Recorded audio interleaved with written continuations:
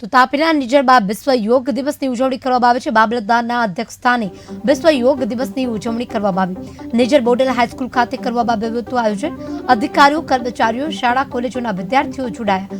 યોગ પ્રેમીઓએ ઉત્સાહથી યોગ કરી તાલુકાને યોગમય બનાવ્યો હતો। आंतरराष्ट्रीय योग